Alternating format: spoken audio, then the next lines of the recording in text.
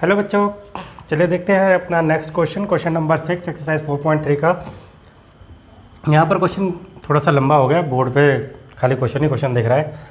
If the work done by a body on application of a constant force, यहाँ पर ध्यान देंगे चीज़ों पर। वर्क डन की बात हो रही है। एक बॉडी अगर कुछ वर्क डन कर रही है जिस पे कांस्टेंट फोर्स लग रहा है जो कि directly proportional to the distance travelled by the body. Distance travel by the body, जो डिस्टेंस उसने ट्रैवल करी है, ठीक है, उसके according express this in the form of an equation. इसको एक इक्वेशन की फॉर्म में आपको रिप्रेजेंट करना है इन टू वेरिएबल्स। किस वेरिएबल में? टू वेरिएबल्स में। एंड ड्रॉ द ग्राफ, और इसका ग्राफ भी बनाएंगे of the same by taking the constant force at 5 unit. Constant force बोल रखा है बच्चा इसने, पहले कांस्टेंट जो वी कांस्टेंट फोर्स है इसकी वैल्यू फिक्स कर दिया उसने 5 unit. Also read the graph the work done when the distance travel by the body is 2 unit और 0 unit. Also read from the graph, graph से रीड करके ये भी बताना है कि जब आपकी बॉडी की जो डिस्टेंस है वो 2 यूनिट होगी तब वो कहाँ होगा, 0 यूनिट होगी तो कहाँ होगा। तो चलिए स्टार्ट करते हैं।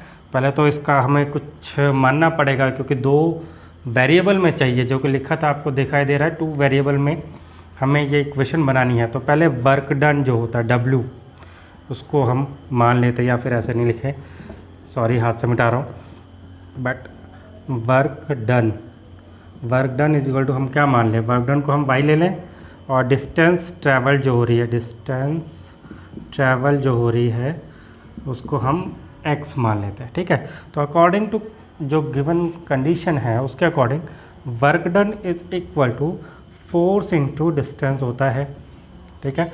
Work done is equal to force into distance होता है। इट मीन्स यहाँ पर अगर ये वैल्यू डालें और फोर्स की वैल्यू तो कांस्टेंट है, उसकी वैल्यू फिक्स कर रखी है यहाँ पर कितनी, 5 यूनिट। तो ये डरा वर्क डन हमने क्या माना है, y is equal to force कितना हमारा 5 यूनिट, 5 लिख देते हैं, और डिस्टेंस कितनी है हमारी x। तो हमारी इक्वेशन तो बन गई, y is equal to 5x हमारी इक्वेशन बन गई। आई होप आपको समझ में आया होगा बच्चा यहाँ तक। भाई वर्क डन का फॉर्मूला क्या है, फोर्स इंटू डिस्टेंस, ठीक है। तो फोर्स इंटू डिस्टेंस के अकॉर्डिंग हमने वर्क को माना था y और डिस्टेंस को माना था x, तो उसके अकॉर्डिंग हमारी जो 2 वेरिएबल इक्वेशन चाहिए थी वो तो हमारी आ गई।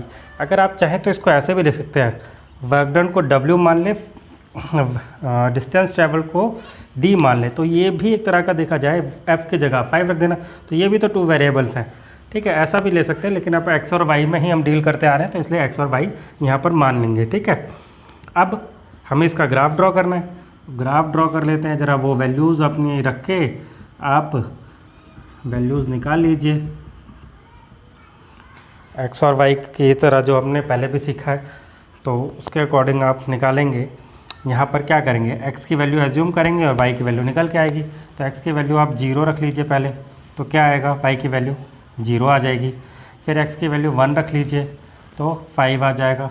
x की वैल्यू 2 रख लीजिए तो कितना आ जाएगा, 10 आ जाएगा, क्योंकि 5 से मल्टीप्लाई होता चला जाएगा, ठीक है। तो अब आपने देखा कि आपके जो 3 जो कोऑर्डिनेट्स है वो निकाले जा चुके हैं। अब इसके अकॉर्डिंग आप क्या करेंगे, ग्राफ प्लॉट कर देंगे। ग्राफ प्लॉट करते हैं, चलिए देखते हैं कैसे होगा। x का 0 y का 0 यहीं पे होगा आपका, x का 1 y का 5, x का 1 y का 5 यहाँ आ गया, ठीक है। x का 2 y का 10 ये यहाँ आ गया, ठीक। अब यहाँ से एक लाइन ऐसे आपकी बन जाएगी। यहाँ पर आप कोऑर्डिनेट की वैल्यूज़ रख सकते हैं, 1 और 5, 2 और 10, ठीक है। यहाँ पर 0 0, ये किस लाइन की इक्वेशन है ये भी लिख दीजिए साथ साथ, y is equal to 5x, ठीक है। आपका ग्राफ प्लॉट हो गया। अब बच्चा जो उसने पूछा था वो हमने ऑलरेडी कर दिया। जो उन्होंने पूछा था कि इस ग्राफ से रीड करके बताइए कि अगर डिस्टेंस 2 यूनिट होगी, डिस्टेंस हमने क्या मानी थी x, तो उसको अगर 2 यूनिट रखा तो हमारा वर्क डन कितना होगा, तो वर्क डन निकल के y कितना आया, 10, तो वो भी निकाल चुके हैं। 0 यूनिट पे 0 पे भी निकाला, 0 होगा। भाई जब आपने डिस्टेंस ट्रैवल ही नहीं करी तो आपका वर्क डन कैसे होगा, 0 ही होगा, ठीक है। तो आपका ये क्वेश्चन नंबर 6 कंप्लीट हुआ। चलिए देखते हैं नेक्स्ट क्वेश्चन। नेक्स्ट क्वेश्चन आपका क्या है, Yamini and Fatima 2 students of class 9th, Yamini और फातिमा 2 स्टूडेंट है क्लास 9th की ऑफ स्कूल, एक स्कूल की, टुगेदर कंट्रीब्यूटेड, दोनों ने एक साथ कंट्रीब्यूट किया 100 rupees towards the prime minister's relief fund to help their earthquake victims. Earthquake victims के लिए उन्होंने 100 रुपये प्राइम मिनिस्टर रिलीफ फंड में डोनेट किया। Write linear equation which satisfies this data, जो एक लीनियर इक्वेशन बताइए जो इस डाटा को सेटिस्फाई कर सके। Draw the graph of the same, और इसका ग्राफ भी बनाइए। बेटा आई थिंक मैंने शायद क्वेश्चन नंबर 5 में ग्राफ बनाने का जो काम है वो छोड़ दिया था, तो आप लोग क्वेश्चन नंबर 5 का जो ग्राफ है बनाना है वो आप खुद से बनाएंगे, ठीक है। अगर कोई प्रॉब्लम आती है तो मुझे बताएंगे, ठीक है। और हाँ, किसी ने क्वेश्चन नंबर 5 का जो देखने के बाद भी कोई कमेंट नहीं दिया कि सर आपने ये छोड़ दिया, मतलब आप लोग सही से वीडियो देख भी नहीं रहे हैं, है ना, सही बात। तो मैं बोल रहा हूँ सभी लोग ध्यान से देखें और मुझे बताया भी करें, अगर कुछ गलती दिखती है तो कमेंट भी नहीं आता आपका भाई, इससे पता चलता है कि आप लोग कितने ध्यान से देख रहे हैं। तो ग्राफ का काम मैंने उसमें छोड़ा हुआ क्वेश्चन नंबर 5 में, आप लोग करके देखेंगे, अगर नहीं होता तो मुझे बता देंगे, ठीक है। चलिए आगे बढ़ते हैं। तो अब हमें करना क्या है, इस क्वेश्चन के लिए हमें लीनियर इक्वेशन बनानी है, तो बनाते हैं। लेट यामिनी कंट्रीब्यूटेड रुपीज़, कितने रुपीज़ उसने कंट्रीब्यूट किए, x, and Fatima contributed rupees y according to condition. According to condition, क्या कंडीशन कह रही है कि दोनों को मिलाकर, यानी कि यामिनी और फातिमा को मिलाकर कितना रुपीज़ हुआ, दोनों ने मिलाकर कितना डोनेट किया, 100। ये हो गई आपकी इक्वेशन, तैयार हो गई आपकी लीनियर इक्वेशन। अब इस ग्राफ भी बनाना है, तो बेटा ग्राफ के लिए आपको वही फिर से करना पड़ेगा, x और y लेने पड़ेंगे, किसी एक वेरिएबल को अलग करना पड़ेगा। अब ये तो इक्वेशन आपकी बन गई, पहला काम राइट लीनियर इक्वेशन वो तो हो गया। अब आपको इसको ग्राफ पे प्लॉट करना है, तो पहले इसमें से किसी एक वेरिएबल को आप अलग कर लेंगे, तो x को अलग कर लीजिए, क्या हो जाएगा 100 माइनस वाई। अब यहाँ पर आप y की वैल्यूज़ पुट करते रहिए, x की वैल्यू आपकी आती रहेगी, y की वैल्यू अब आप सोच रहे होंगे कि ग्राफ कैसा बनेगा, 100 तक काउंटिंग ग्राफ में कहाँ से लिखी जाएगी। तो बच्चा आपको करना क्या है कि आपको y की वैल्यू कुछ ऐसी लेनी है, x की वैल्यू कुछ ऐसी आएगी निकल के, y की वैल्यू कुछ ऐसे लो जिससे x की वैल्यू कुछ ऐसी है जो आसपास में हो। तो आप यहाँ पर ऐसी वैल्यूज़ लें, 40, 50, 60 इस तरह के ले लें। y की वैल्यू 40, 50 और 60 लेते हैं। देखो क्या आएगा, 40, 100 में से 40 माइनस करोगे क्या आएगा 60, 50 माइनस करोगे क्या आएगा 50 और 60 माइनस करोगे क्या आएगा 40। तो ये आसपास की वैल्यूज़ हैं। तो आपका जो ग्राफ होगा उसमें आप 10, 20, 30, 40, 50 का इस तरह से उसकी प्लॉटिंग करेंगे। 10, 20 जहाँ 1 लिखते थे वहाँ 10, 2, 20 इस तरह से प्लॉट करेंगे तो आपका ये ग्राफ पे शो हो जाएगा बड़े इजीली, ठीक है। बहुत आसानी से शो कर सकते हो आप इसे। तो चलिए, आई होप आपको समझ में आया होगा। अगला क्वेश्चन देखते हैं।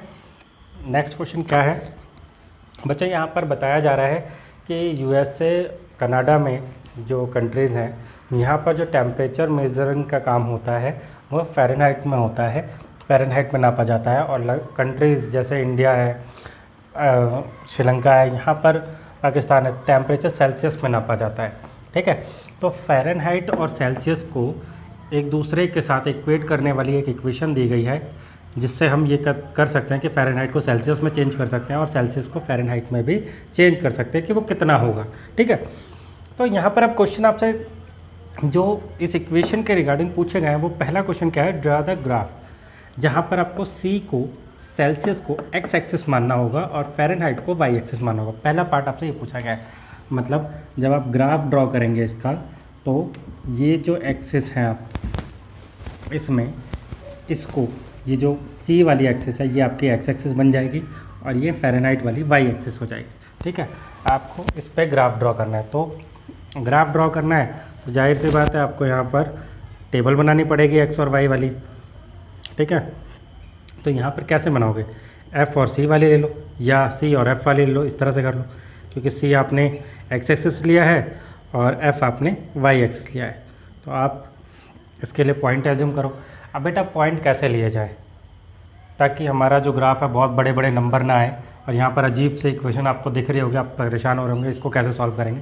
बहुत ही ज़्यादा सिंपल है, बस यहाँ पर जो c की वैल्यू है वो आप ऐसे एज्यूम करिए जो इस 5 से डिवाइड हो जाए, और छोटी वैल्यूज़ यूज़ करेंगे ज़्यादातर, और माइनस की वैल्यू यूज़ करें क्योंकि प्लस में 32 ऑलरेडी बड़ा है, हमारे पास 32 प्लस में है ऑलरेडी, तो हमें इससे कम करना होगा ताकि हमारी वैल्यूज़ इन ग्राफ पे अच्छे से प्लॉट हो सके। तो हमें माइनस में 5 से डिवाइड होने वाली वैल्यूज़ यूज़ करनी है यहाँ पर, ठीक है। तो चलिए स्टार्ट करते हैं। सी पर पहले हम -5 ही ले लेते हैं, ठीक है। यहाँ पर -5 लिया तो क्या हो जाएगा, f इज इक्वल टू क्या हो जाएगा देखते हैं, 9/5 इंटू में -5 प्लस 32, तो 5 से 5 कैंसिल, -1 हुआ तो माइनस का 9 हो जाएगा, -1 इंटू 9 -9 प्लस 32 कितना आ जाएगा, 32 - 9 कितना होता है बेटा, जल्दी बता दो, हैं, ठीक है 23, ये आपका आ गया f की वैल्यू। तो -5 आपने c में लिया और f की वैल्यू आ गई 23। नेक्स्ट इसी तरह से आप यहाँ पर 10 ले लीजिए, c की जगह पर यहाँ पर आप 10 ले लीजिए माइनस में, ठीक है। तो माइनस का 10 लेंगे तो यहाँ पर 2 होगा, 9 2 18 हो जाएगा माइनस। अब 18 माइनस होगा 32 में से आपकी वैल्यू क्या आ जाएगी, आप बताइए जल्दी से,